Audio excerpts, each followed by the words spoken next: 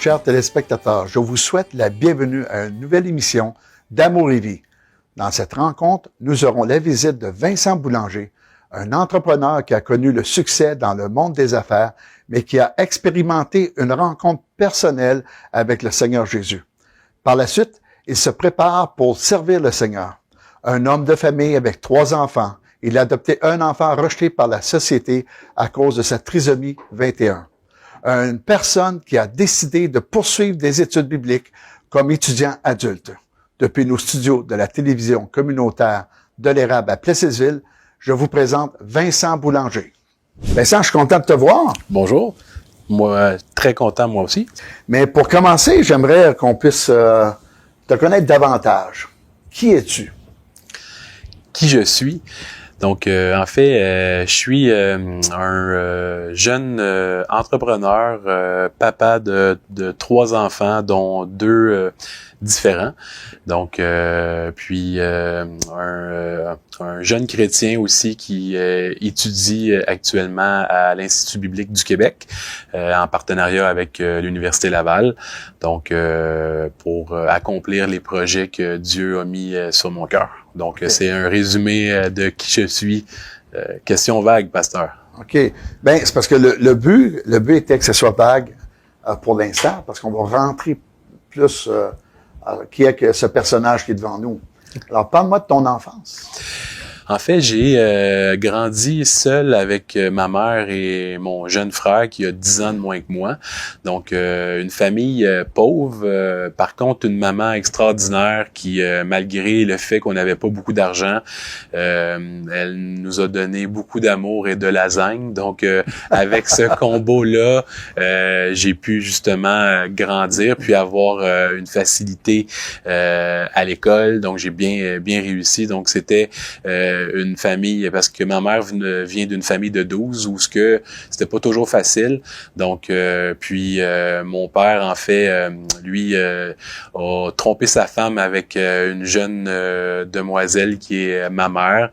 Donc, moi, je suis né de cette aventure-là. Par contre, ma mère, elle est toujours une maman qui s'implique. Aujourd'hui, une grand-maman qui est vraiment, je pourrais pas demander mieux en tant que tel. Maintenant, tu es un homme d'affaires. Et quel est ton champ d'activité en tant qu'homme d'affaires? Par choix, j'ai décidé d'aller étudier en administration des affaires au Cégep de Granby. Puis par la suite, je me suis spécialisé en assurance au séminaire à Sherbrooke. Donc, puis à partir de ce moment-là, j'ai vraiment été un entrepreneur hyper actif en série. Donc peut-être que en dedans de moi, c'est parce que justement, on avait eu un peu moins d'argent quand que j'étais jeune. Donc j'ai décidé de me lancer en affaires, puis pas juste une business, là, donc d'en faire plusieurs. Donc au fil des ans, j'ai eu plusieurs cabinets en assurance de dommages, notamment un cabinet qui avait pour objectif d'aider les gens qui ont besoin d'une deuxième chance, donc qui ont des problèmes d'assurance, notamment les gens qui ont des annulations pour non-paiement, des problèmes de dossiers criminels. Donc moi, c'était vraiment, le but était d'aider. Ensuite de ça, j'ai eu une firme de marketing, de création de sites web, justement pour faire des expérimentations avec mes divers cabinets d'assurance. Donc, j'ai également été propriétaire d'une ferme forestière. Donc, ce qui t'a amené à maintenant que cet altruisme-là, que tu veux aider les gens, avoir la meilleure assurance, tout d'un coup, il se passe quelque chose dans ta vie. Tout au long de ma jeunesse, puis quand on parle de jeunesse, là, dès l'âge de 7, 8, 10 ans, j'avais un intérêt pour apprendre. Jésus me fascinait en tant que tel.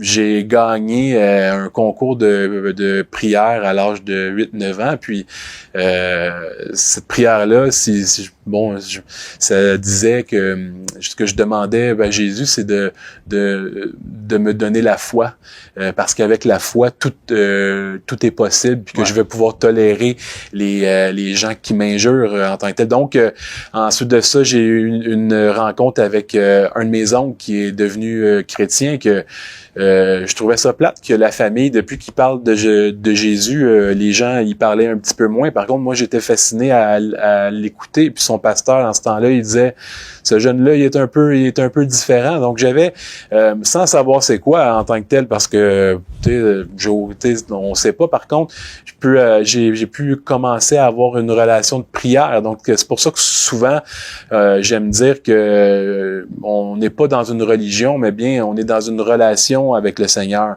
Donc, cette relation-là, elle a débuté sans rien de compliqué. Puis ça, c'est encore une autre beauté, parce que c'est pas compliqué d'être en relation avec Jésus. C'est pas les gros bâtiments, c'est pas la prière récitée.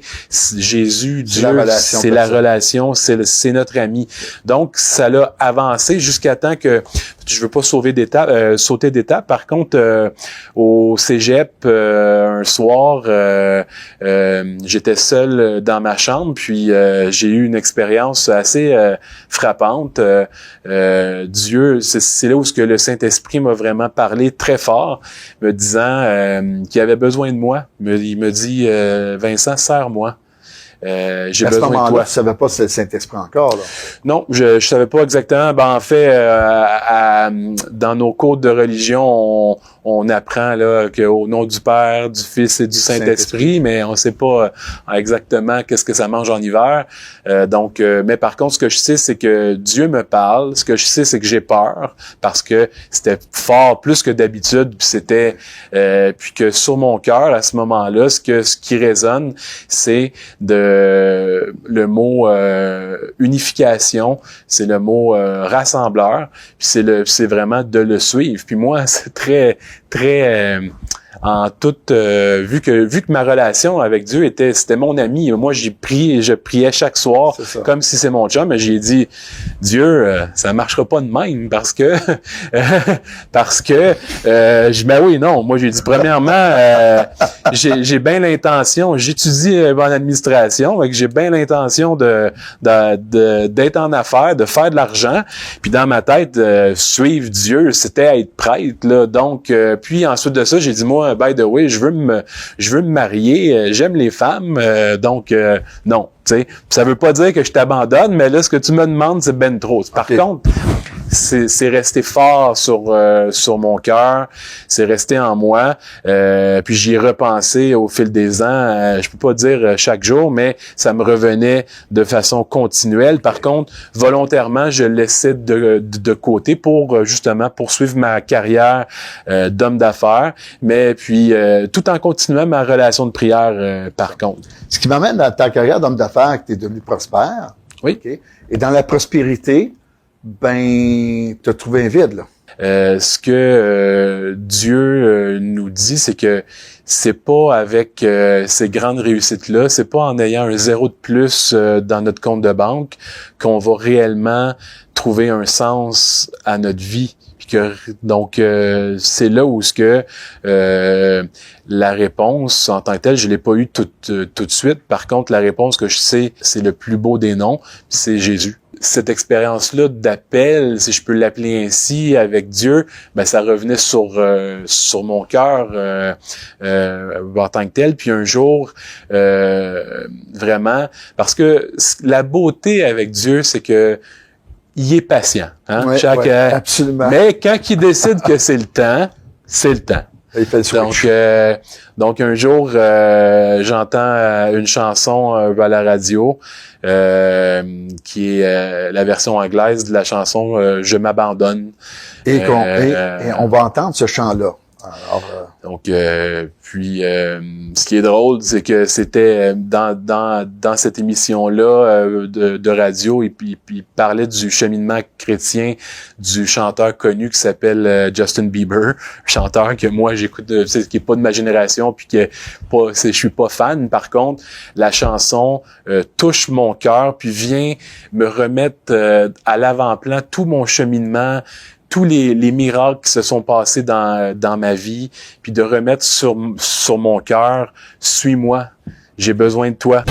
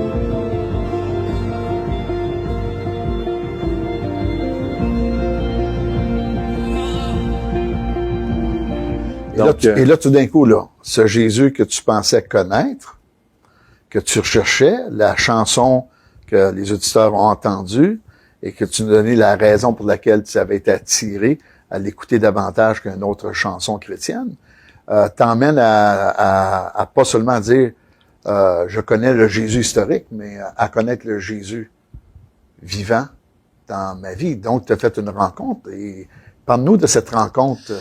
Oui, donc vraiment, Jésus, à ce moment-là, premièrement, il me console parce que des fois, la vie d'homme d'affaires, la vie de papa, les auditeurs peuvent le savoir, là, c'est pas toujours facile. J'ai vécu une séparation. Chaque jour, en tant que comme ou femme d'affaires, on a chaque jour on a ce que j'appelle l'apocalypse du jour là. Donc puis Jésus, à chaque petit moment, il est là, il nous abandonne pas. Donc cette expérience-là, puis d'ailleurs, si je peux partager, quand on a appris la naissance de notre fille qui a la trisomie 21, c'était pas prévu. Par contre, la façon que Jésus m'a pris dans ses bras, à ce moment-là, vraiment, pendant que je sentais que le plafond de l'hôpital nous tombait sur la tête, j'ai vraiment senti que le ciel s'ouvrait. Puis ça, c'était puis des bras d'amour me disant, Vincent, je suis là. Fais-toi-en pas. La différence, c'est pas ça qui va faire en sorte que le bonheur et l'amour sera pas dans ta famille.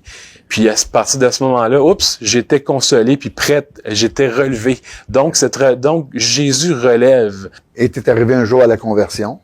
Donc cette conversion-là, à ce moment-là, avec la chanson, là j'ai décidé, ok, je me sens pas bien, j'ai rien contre l'Église catholique, mais je sentais pas d'appartenance, je sentais pas. Donc c'est là où ce que je me suis mis à explorer des églises à connotation plus évangélique, okay. Puis que j'ai pu justement rencontrer des personnes qui ont que j'ai pu partager, dont tu fais partie de cette personne-là, de pouvoir avancer dans ma foi, puis de donner, je le répète souvent, là, mais de vraiment décider que maintenant, je veux naître de nouveau. Le Vincent homme d'affaires, je l'aime bien. Le Vincent papa, je l'aime bien.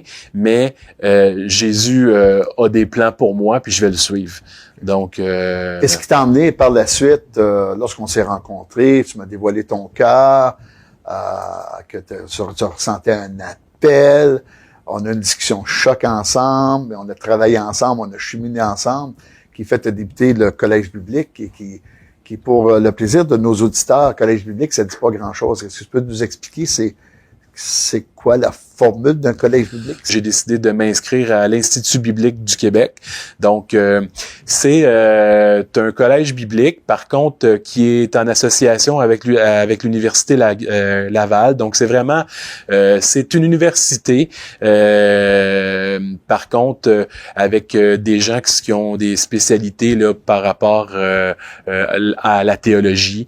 Donc, une équipe de professeurs extraordinaires qui nous suivent dans notre cheminement. Donc, on est des étudiants de tous les âges, de toutes les nationalités, des hommes, des femmes, qui ont tous des objectifs et des appels différents. Donc, on avance avec l'Institut biblique, puis dans le processus, on peut avoir un certificat universitaire, un bac universitaire, une maîtrise, un doctorat. Donc, c'est un cheminement. Puis, qu'est-ce qui est bien aussi, c'est qu'ils ont vraiment une belle expertise pour les cours à distance. Donc, en tant que papa de 3 enfants avec les entreprises, ben ça me permet là, justement de pouvoir faire mes cours là graduellement. Puis maintenant, il me reste vraiment, j'achève mon certificat. Ce certificat-là, si Dieu le veut. Donc, autant que j'étais persuadé la première journée en te serrant la main, de dire que j'allais devenir pasteur, aujourd'hui, je dois plus prier pour exactement comprendre où ce que Dieu me veut. Par contre, ce que je sais, c'est que je suis béni avec chaque cours que je suis à l'Institut biblique. C'est vraiment extraordinaire de autant apprendre l'aspect intellectuel, l'aspect philosophique, mais aussi de comprendre la foi, de comprendre en fait beaucoup de choses pour pouvoir justement, c'est qu'actuellement on est dans un monde où il y a tellement d'informations sur le web, tellement, mais les gens ne lisent plus la Bible. Ouais. Donc je suis à l'aide d'un mentor comme toi, René, mais aussi avec les études, mais ça me permet justement de pouvoir être solide dans ma foi pour justement avoir des conversations pour pas que ça soit des informations qui sont erronées en tant que telles. La théologie populaire ou ces choses-là. Puis c'est ça qui donne mauvaise réputation à Jésus, justement, où ce que Jésus, je le répète, c'est simple, c'est de l'amour. Par contre, tout est écrit dans les Écritures, donc il n'y a pas de lieu de changer. Tout est là. Donc, ton verset favori, ce serait dans 1 Corinthiens 13, là. Dieu s'auto-révèle avec la Bible, il pense à tout. Puis une chose qu'il a pensé, c'est de laisser un chapitre sur l'amour. Puis il se dit que l'amour est plus fort que tout, puis qu'on peut pas rien faire sans l'amour. Puis ce chapitre de l'amour-là, c'est 1 Corinthiens 13, qui est mon chapitre, un chapitre classique, mais qui est mon qui définit l'amour. Qui définit l'amour véritable, inconditionnel, que l'apôtre Paul a été d'une inspiration du Saint-Esprit exceptionnelle pour écrire ça. Puis c'est vraiment, je conseille à tous les auditeurs de lire là, dans leur Bible, là, absolument. Wow. Et ce qui est intéressant, c'est qu'on va continuer. Mais avant de continuer avec tes enfants, nous allons entendre le chant que tu as choisi, celui que tu as témoigné au début, qui avait fait du bien à ton âme, à ton cœur, qui avait ouvert un chemin devant toi. Le chant s'appelle « Je m'abandonne » que nous allons écouter. Drench my soul with mercy and grace. I hunger and thirst. I hunger and thirst. With arms stretched wide, I know you hear my cry. Speak to me. Speak to me now.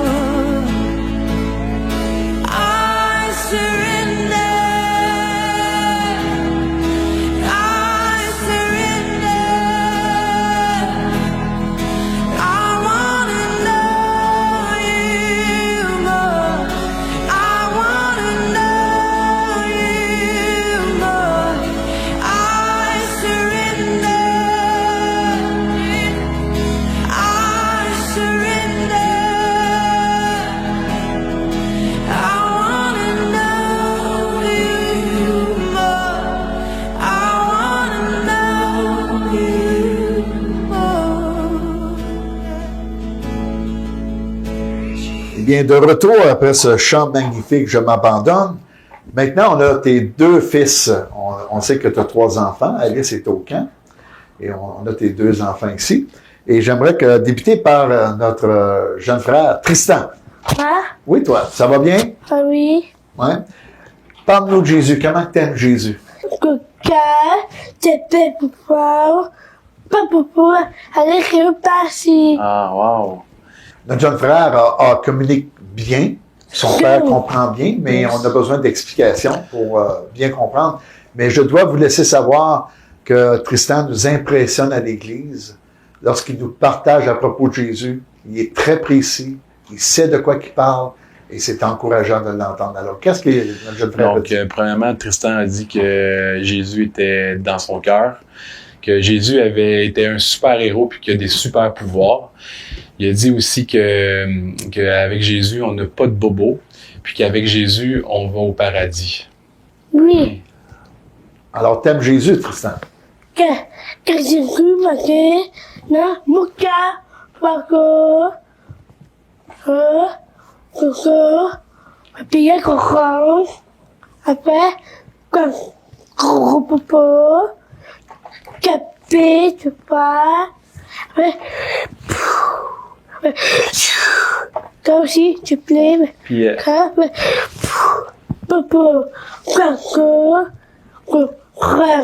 parler ami, c'est repère, après, donc, ce qui est le fun avec ce que Tristan vient de dire, c'est qu'il vient de parler de la crucifixion de Jésus, comment il y a eu des gros bobos, mais qu'après ça, en 3 jours, il est revenu à la vie. Donc, est-ce qu'on a de meilleures bonnes nouvelles? Donc, ce qui est extraordinaire, c'est que j'ai jamais fait d'enseignements spéciaux, mais que Tristan a toujours ça sur son cœur. Il a compris ça. On va passer maintenant on va passer à Victor. Victor, je sais que tu aimes Jésus, mais j'aimerais savoir pourquoi tu aimes Jésus. Parce qu'il me donne du courage puis la patience avec Tristan puis Alice. Il guérit mes bobos. Puis il me donne beaucoup d'amour même si je fais beaucoup de péchés. Oh, parce que tu as des manquements, toi, dans ta vie. Ah ouais? Si je parlais à ton père, il dirait oui aussi? C'est pas si pire que ça, non. Maintenant, avec notre jeune frère Tristan, nous allons terminer en prière. Tristan aime beaucoup prier à l'église chez nous et il a demandé qu'on puisse le faire ensemble et son père va nous interpréter la prière par la suite. Vas-y Tristan, c'est à toi. allez comment, puis car, c'est que papa, car c'est que papa, car, l'ami, soulard, parce que c'est tout, fait, souffert.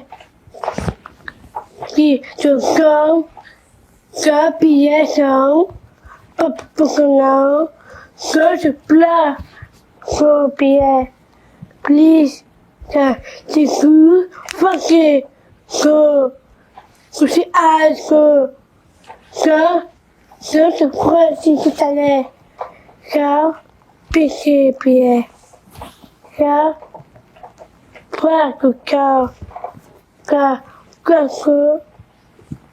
c'est tout, que je mini l'ami, car nous mini pas.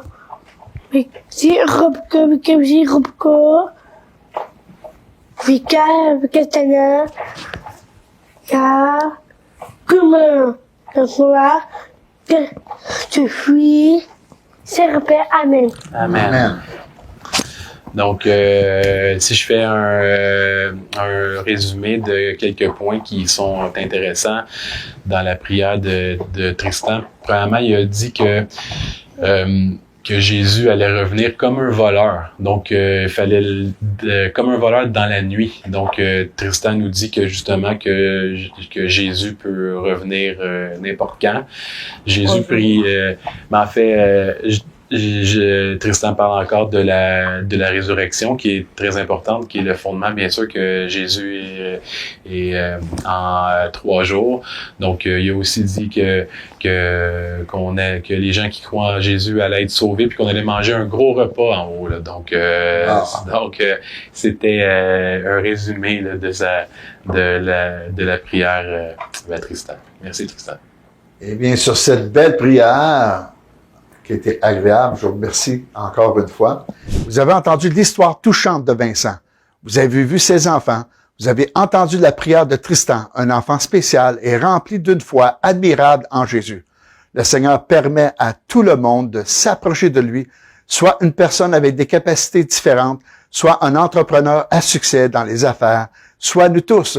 Donc, je voudrais prier pour que le Seigneur vous accompagne à chaque moment et vous rende sensible aux personnes en besoin.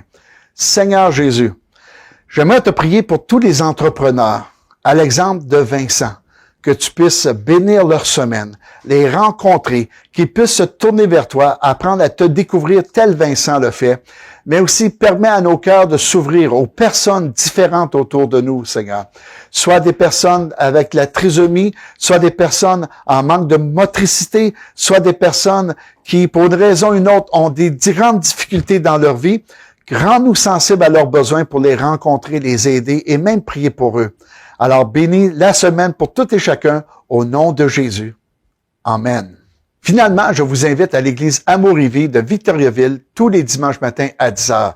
Je vous attends aussi ici pour une nouvelle émission de la TVCE. À la semaine prochaine. Au revoir.